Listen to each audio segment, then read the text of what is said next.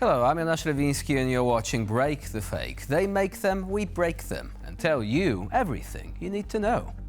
In 1984, Orwell envisioned Eurasia as a totalitarian superstate forged through conquest.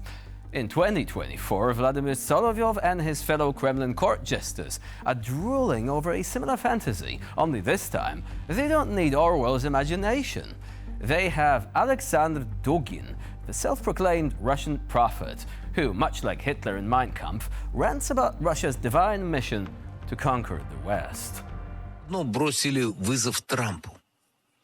Поэтому с удовольствием буду смотреть, как Трамп воюет с Европой. Что кончится тем, что будет отторжение Гренландии, распад НАТО, развал Евросоюза, он перестанет признавать Евросоюз, экономическая война между Америкой и Европой. И я еще не исключаю, что военная помощь, которая сейчас заморожена для Украины, потом скажет, а что нам с Россией не вступить в систему военно-технических отношений? Вот же где главные враги Америки. Главные враги Америки – это сатанинская Европа и Евросоюз. Вот же они, лживые мерзкие твари, о чем вчера Трамп уже намекнул. И он скажет, говорит, у меня с Россией нечего делить. Он скажет, я также оболган либерально-демократической сволочью, как и Россия. Military technical cooperation with Russia on what issues exactly? The use of donkeys on the front line, perhaps? Anyway, these guys are not just dreaming. They are already drawing new borders on their maps, chattering excitedly about the day when Russian tanks will roll into Berlin or Paris. The only problem, they can't even make it past Avdiivka without losing another brigade.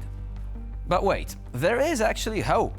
Enter Donald Trump, the accidental hero of Russian imperialism.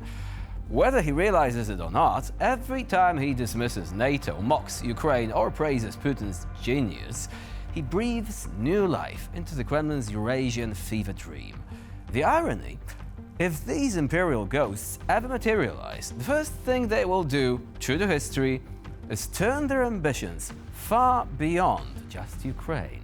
So will Trump's America First policy end with America being last? The Kremlin sure hopes so. The Russian propaganda machine, where creativity is as dead as the Soviet economy and originality is an offense punishable by exile. Running out of fresh lies, the loyal jesters of Goebbels TV, as this whole thing is fondly called in Ukraine, have dusted off an old classic, Zelensky the Junkie. Yes, because nothing screams credible journalism like state-run network pushing a fantasy where Ukrainian president is allegedly cutting lines on Air Force One. The problem? Well, even some of their own colleagues found this tale a little too ridiculous. And that's saying something, considering these people have spent the past 2 years swearing that Russia is winning the war while its army mobilizes farm animals for transport.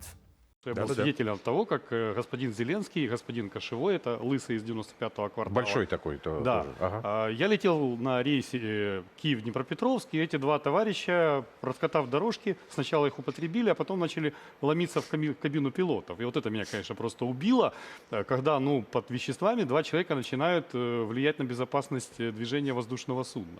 Еще раз, я это рассказал, когда первый раз в 2020 году в эфире, меня покрутили виском, сказали, что вы рассказываете, не может же человек на таком посту быть наркоманом. Вранье, оно есть вранье. Давайте еще раз. Вы вранье. хотите мне сказать, что я вру? Скажите Конечно. это в лицо. И я вам скажу, что вы врете через каждый раз. Конечно. О своих встречах с великими политиками.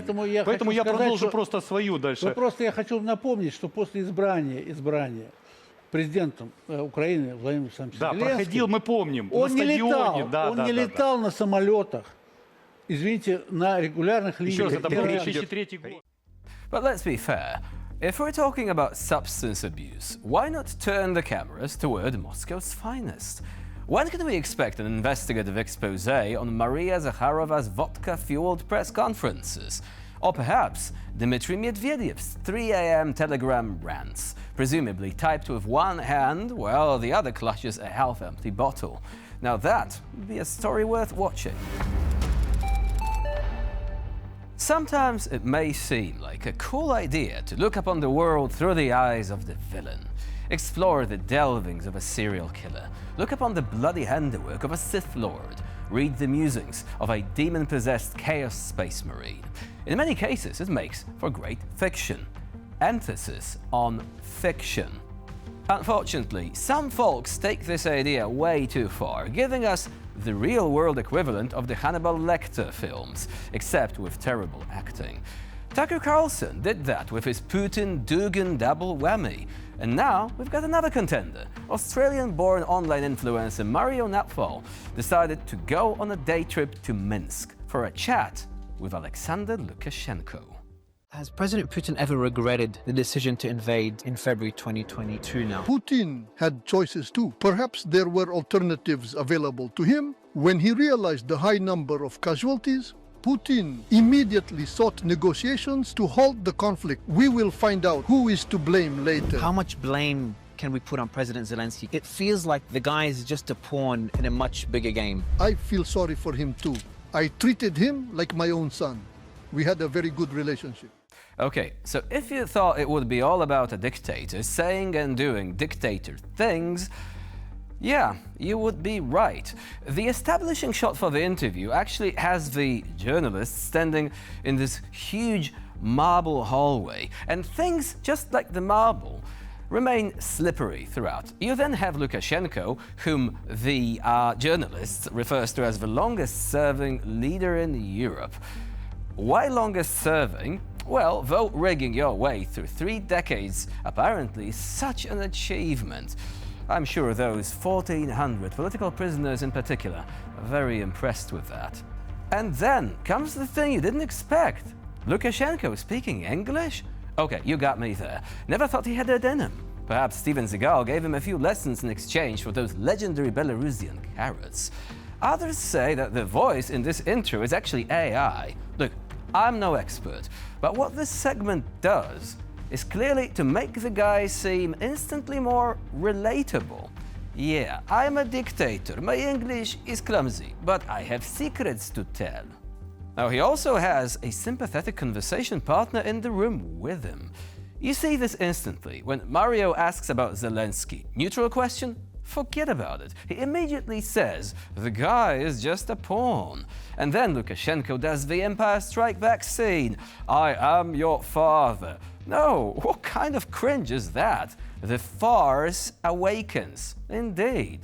Cringe is actually the name of the game throughout the whole interview. We've got all the cliches. Nuclear war, Biden bad, Trump kind of good.